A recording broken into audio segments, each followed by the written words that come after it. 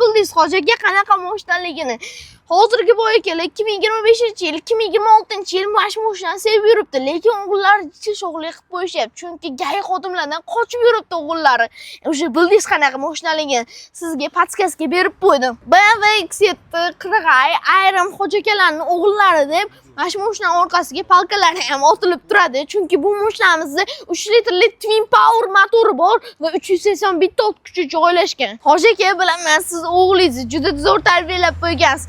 Endi sizdan bitta X7 bosib o'rasizmi? Qarang, xrustalli faralari bor. Mana bu diskasini dizaynini qarang, o'ta chiroyli qilib ishlangan.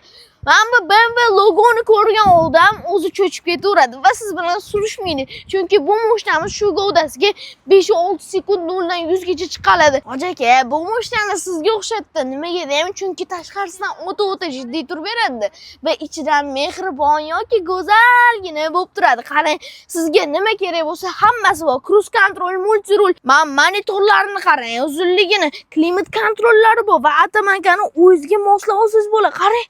Lekin gap yo'q, orqasida ham detskiy sideniyasi ham bor. Mana qarang, oddiy ochilyapti. Qarang. Bitta bosaman.